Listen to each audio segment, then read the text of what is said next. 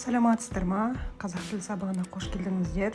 Бүгін бізде тақырып менің отбасым, моя семья. Сегодня мы познакомимся с необходимыми словами по теме «Моя семья» и будем читать текст. Олай болса, кеттік.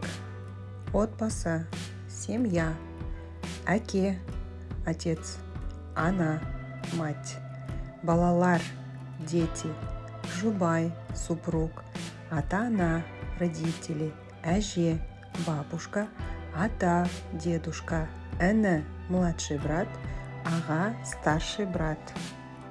Жақын адам, близкий человек, тату, дружный, қамқор, заботливый, бірге болу, быть вместе, мейірімді, добрый, қуаныш, радость, қиындық, трудность.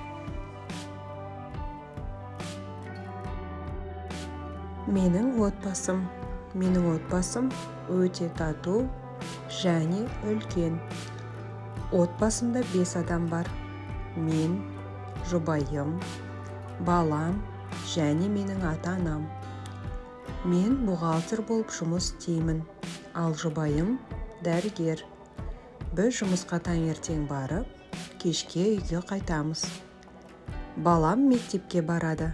Ол 10 жаста және өте ақылды бала. Бос уақытында ол достарымен ойнағанды жақсы көреді. Менің ата-анам зейнеткер, бірақ олар әлі де бізге көмектеседі.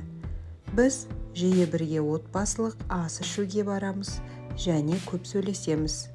Менің отбасым менің өмірімде өте маңызды рөл атқарады. Біз бір-бірімізді қолдап, бірге қуаныш пен қиындықтарды бөлісеміз. Моя семья. Моя семья очень дружная и большая. В моей семье 5 человек. Я, мой супруг, мой ребенок и мои родители. Я работаю бухгалтером, а мой супруг врачом. Мы ходим на работу утром и возвращаемся домой вечером. Мой ребенок ходит в школу, ему 10 лет, и он очень умный мальчик. В свободное время он любит играть с друзьями. Мои родители на пенсии, но они все равно помогают нам. Мы часто вместе ужинаем и много разговариваем. Моя семья играет очень важную роль в моей жизни.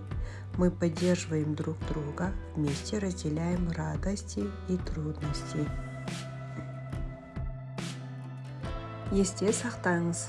В казахском языке различие между словами «қарындасым» и «сіңілім» связано с полом говорящего. «Қарындас» – это слово используют мужчины, когда уважительно обращаются к своей младшей сестре или молодой женщине. «Сіңілі» – это слово используют женщины, когда обращаются к своей младшей сестре или молодой женщине. Қарындасым, сіңілім.